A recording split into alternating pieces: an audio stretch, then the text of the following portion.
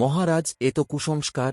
রাহু তো চন্দ্রকে গ্রাস করে না, পৃথিবীর ছায়াই চন্দ্রের উপর পড়ে বলে আমরা চন্দ্রগ্রহণ দেখতে পাই।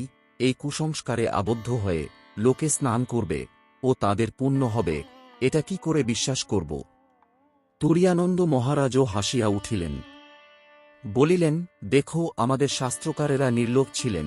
কোন স্বার্থের বশবর্তী হয়ে তাঁরা আমাদের শাস্ত্রের ভিতরে ওই সব পুণ্যার্জনের কথা ঢুকিয়ে দেননি। তাদের ইচ্ছা ছিল সকলেই ভগবানের দিকে অগ্রসর হয়, কিন্তু সকলে তো তা একরূপে পারে না, এদেরও অধিকারীভেদ আছে। সেই জন্য আমাদের শাস্ত্র ৩ প্রকারের বিধি নির্দেশ করেছেন। যারা উত্তম অধিকারী তাদের বলেছেন, প্রতিদিন কষ্ট স্বীকার করেও ভগবানের নাম করো, তাতে শান্তি পাবে। এটিই নিয়মবিধি। উত্তম অধিকারীগণ এ নির্দেশ পেয়েই প্রতিদিন ভগবানের নাম করছেন। যারা তা পারছেন না তাদের জন্য মদবিধি, অর্থাৎ আনন্দদায়ক কিছু দিয়ে ভগবানের দিকে মন নিয়োজিত করতে তাদের প্রবৃত্ত করছেন। আর এতেও যারা ভগবানের নাম করবে না তাদের জন্য দণ্ডবিধি বা নরকাদির ভয় দেখাচ্ছেন।